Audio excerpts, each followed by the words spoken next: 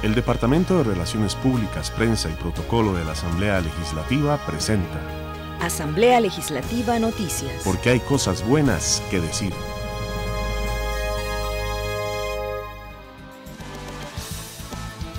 Informe de Comisión de Seguridad recomienda destituir a Anita McDonald por caso de Muelle Portete.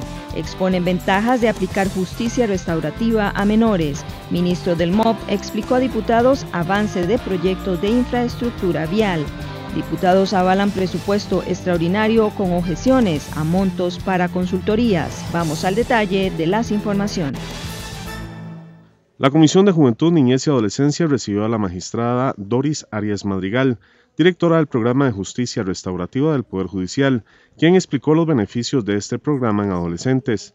La magistrada explicó que este tipo de aplicación de la ley permite hacer un análisis de los antecedentes de los menores, acompañarlos mediante estudios y programas específicos durante su periodo de privación de la libertad para reinsertarlos en la sociedad. Si nosotros hablamos de los índices de pobreza, las personas menores de edad son también personas afectadas.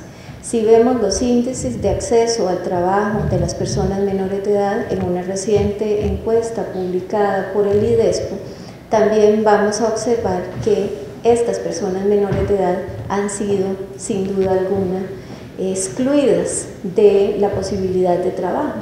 De hecho, el Código de Trabajo prohíbe el trabajo infantil. Entonces, ¿cómo hacemos para conciliar, digamos, esta prohibición de trabajo infantil, menores también involucrados en embarazo adolescente, menores que son citados a estrados judiciales para que se hagan cargo de una pensión alimentaria porque son a su vez padres de familia? Era consciente de que este enfoque da a las víctimas la oportunidad de obtener reparación, sentirse más seguras e intentar cerrar una etapa. Permite a los delincuentes comprender mejor las causas y los efectos de su comportamiento y asumir una genuina responsabilidad y posibilita a las comunidades comprender las causas profundas de la acción delictiva, promover el bienestar comunitario y prevenir la delincuencia.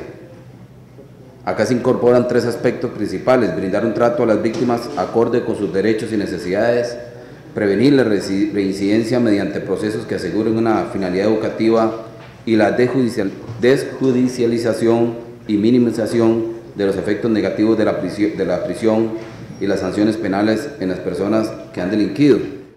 Arias además explicó que la mayoría de los crímenes juveniles se realizan contra la propiedad y no contra la vida. Sin embargo, las organizaciones criminales cada vez más reclutan adolescentes para cometer ilícitos debido a sus necesidades.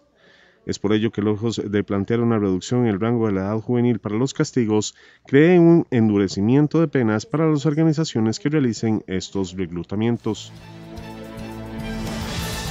Carlos Egnini, ministro de Obras Públicas y Transportes, rindió a los diputados un informe de cada una de las obras de infraestructura vial financiadas con préstamos de bancos internacionales. El jerarca afirmó que se topó con trabas de diversa índole que han atrasado la ejecución de los proyectos, incluso obligándole a tramitar todo lo relacionado con permisos legales, ambientales, expropiaciones y diseño de las obras. Problemas crónicos de planificación y maduración de proyectos, falencias en los procesos de negociación de créditos públicos. Muchas veces hay compromisos en la ley que no son cumplibles en ese tiempo y los asumimos así. Falta el Fondo Especial de Preinversión, esto es fundamental. Ya estamos trabajando en el CONAVI y tenemos que trabajar a nivel de presupuesto para que haya un Fondo Especial de Preinversión. Si nosotros tenemos todos los anteproyectos y la preinversión hecha, cuando se aprueba el crédito, de una sola vez vamos a la ejecución, a la contratación del ejecutor. Pero ahora estamos captando créditos porque, por ejemplo, este último BID que yo apoyé está en el 2013 presentado a la Asamblea Legislativa. Por supuesto que nos hace falta fondos a Costa Rica y lo apoyé, pero ya venía definidos los proyectos sin preinversión, eso es sin anteproyecto y eso es parte de los atrasos. Es mejor vararse ahorita que empezar y luego vernos varados por no tener una buena planificación. Reitero, la planificación es fundamental. Los diputados ven con preocupación que tras año y medio del actual gobierno aún no se vean reflejadas las obras y mientras el país paga intereses. Bueno, nos preocupa la capacidad o la incapacidad del MOP para ejecutarlos oportunamente y que esos créditos hacen correr intereses y cláusulas de compromiso, y que el país, todos los costarricenses estamos pagando sumas millonarias. Solo en uno de ellos hemos pagado $1 millón en cláusula de compromiso, y cada día se acumula más. Bueno, muy lentos, realmente están en deuda, no han avanzado como debiera. Se aprobó la ley de expropiaciones y ahora hay peros porque no está dando los frutos que se esperaba, y desde ese punto de vista lo que nosotros necesitamos es, como le dijimos hoy al ministro, señálenos qué es lo que le hace falta para proceder nosotros a arreglarlo aquí en la Asamblea Legislativa, pero para que se hagan las cosas. Lo que el ministro nos dijo fue: encontramos un enredo aquí y empezamos a realizar en algunos casos todos los programas de preinversión, y eso no se toma como parte de la obra. Eso es como hacer una casa sin planos. Uno no puede valorar la casa sin todos los procesos anteriores como permisos, planos y otros. En algunos casos han tenido que hacer esos procesos necesarios para que luego la obra fluya totalmente y no adelantarse a poner la primera piedra y luego devolverse a darse cuenta que no se sacaron los permisos o que no se tienen todos los prerequisitos para hacer la obra. Segnini detalló sobre los más de $1.000 millones aprobados por la Asamblea Legislativa para la mejora de la red vial, puertos y aeropuertos del país. La Comisión de Seguridad y Narcotráfico recomienda destituir a Anita McDonald, miembro de la Junta Directiva del Instituto Costarricense de Pesca y Acuicultura, en el informe tras la investigación realizada por el caso del muelle en Portete, cuestionado por supuesto narcotráfico. Además, los legisladores recomiendan al Tribunal Supremo de Elecciones valorar el retiro de las credenciales al alcalde de Limón, Néstor Matis, e inhabilitarlo para el ejercicio de cargos públicos. El diputado Marco Redondo indicó que se trata de un informe unánime. Se está pidiendo al Poder Ejecutivo que también procedan con el cese de la señora Anita McDonald, porque creemos que existe en algún momento algún nivel de riesgo sobre el vínculo que haya podido tener, y después se giran una serie de recomendaciones generales que son un poco más institucionales, preveyendo que situaciones como estas no puedan repetirse. La única salvedad que hicieron los partidos de oposición y que no firmaron los oficialistas fue reprochar la pasividad del presidente Solís en relación con este caso. Pero mucho de la problemática que tenemos en casos semejantes va más allá de inclusive la aspiración o la participación de los jerarcas. En mucho, todas estas situaciones se dan, se permiten y se siguen generando los espacios para que se reproduzcan, porque muchos de los mandos medios son permisivos y no acatan las instrucciones. Y por eso vemos de que trasciende de un gobierno a otro. Estamos hablando que la Sala Constitucional genera una resolución en el 2011, después de que había iniciado un proceso desde el 2010, y ahora estamos en el 2015. ¿Cuántas administraciones han pasado y quiénes siguen en permanencia y hacen que las cosas al final no se cumplan? Yo creo que también tenemos que cambiar un poquito la visión que tenemos en estos momentos sobre quiénes son los verdaderos responsables. El informe también solicita al Ministerio Público intervenir la Municipalidad de Limón Centro para determinar si existe infiltración o influencia de organizaciones criminales en las decisiones de este gobierno en cuanto al caso de las construcciones ilegales en Bahía Portete. En el caso del señor Gilbert Bell, dueño supuestamente del muelle, recomiendan enviar el informe al Ministerio Público como prueba dentro de las investigaciones que se llevan a cabo y se determine si incurrió en delito de perjurio por brindar declaraciones falsas a la comisión bajo juramento. También por omisiones y actuaciones complacientes piden que se abra una investigación en el Incopesca y en la Municipalidad de Limón para sentar responsabilidades e imponer sanciones a quienes hayan incurrido en mantener un estado de tolerancia propicio para el crecimiento del narcotráfico y las organizaciones criminales en la zona. Los legisladores de la Comisión de Asuntos Hacendarios dictaminaron afirmativamente el presupuesto extraordinario enviado por el Poder Ejecutivo, cuyo monto ronda los 214.489 millones de colones. Hay un fondo más o menos de 19.000 millones de colones que tienen que ver con los traslados de partidas. Hay aumentos, ingresos que tienen que por ley enviar FODESAP, que equivale a más o menos 3.291 millones. Un dinero va direccionado para el CINEM, para el Sistema Nacional de Educación Musical, para construir unas aulas. El otro va para el parque, para construir el parque de Alajuelita, y lo otro va para los comedores escolares del Ministerio de Educación Pública. Y por último, hay 209.000 millones de colones que van direccionados, que son préstamos chinos con un poquito porcentaje del BID, que van para lo que tiene que ver con la Ruta 32. La transferencia contó con el respaldo de las fracciones del PAC, Frente Amplio, Renovación Costarricense y Unidad Social Cristiana, en la representación del diputado Jorge Rodríguez, mientras su compañera Rosibel Ramos, el libertario Otto Guevara y los representantes de Liberación Nacional refutaron el plan de gastos.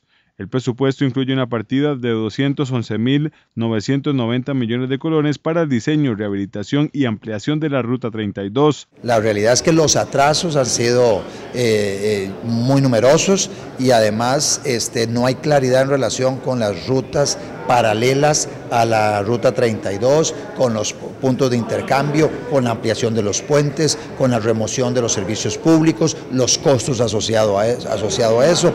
Entonces, ante todas esas dudas, tal parece que ese préstamo no se va a ejecutar. No va a ser esa la vía para la construcción de la Ruta 32, tal parece.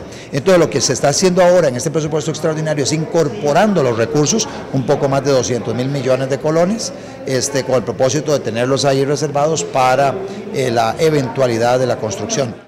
La propuesta agrega 1.225 millones de colones para la compra de alimentos del programa de comedores escolares y el traslado de 1.766 millones de colones al Ministerio de Cultura y Juventud para la compra de un terreno para la construcción del Parque de Desarrollo Humano del Cantón de Alajuelita.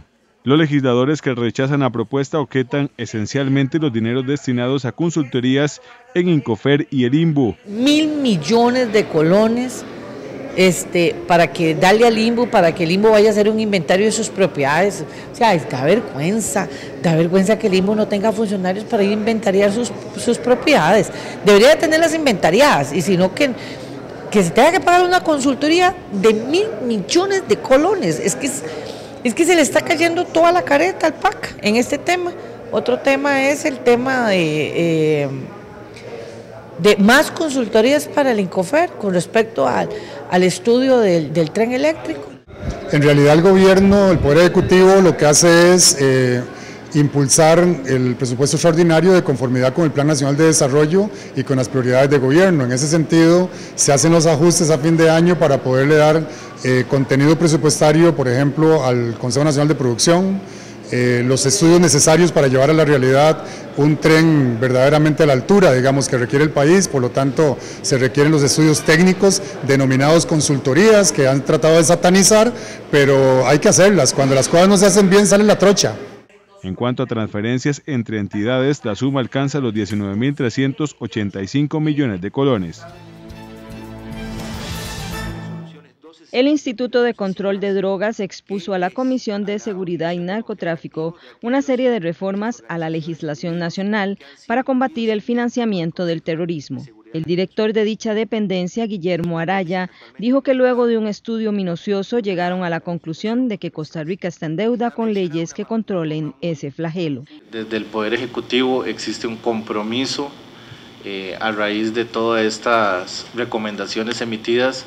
El presidente de la República en el mes de julio firmó un decreto ejecutivo en donde promueve e impulsa la estrategia nacional contra la legitimación de capitales y financiamiento del terrorismo, la cual comprende 31 proyectos en donde priorizamos 11, desde una perspectiva técnica, pero también hay una perspectiva jurídica de normativa. El tema se puso en el tapete en momentos cuando el mundo sufre tras los atentados efectuados contra civiles por parte de terroristas.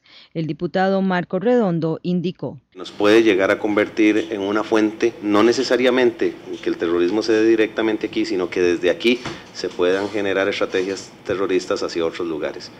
Veámoslo con un dron, algo tan simple y tan sencillo. Ya usted puede estar viendo sin necesidad de tener presencia.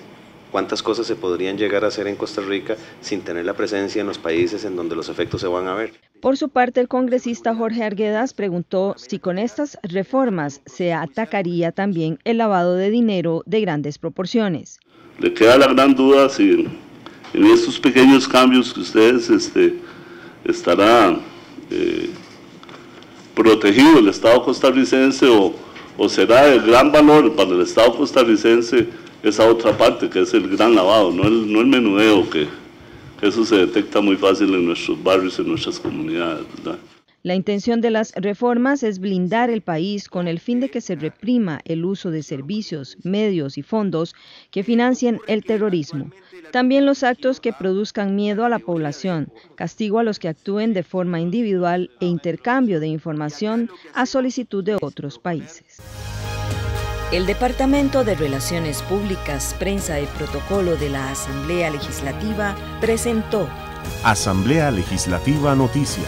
Porque hay cosas buenas que decir. Si tiene alguna consulta sobre el Congreso, puede visitar el portal legislativo www.asamblea.go.cr. Además, puede seguir las transmisiones del plenario en dicha web a las 2:45 de la tarde de lunes a jueves. En Facebook somos asamblea.legislativa.Costa Rica y en Twitter nos encuentra en @asambleacr. En YouTube somos Parlamento CR.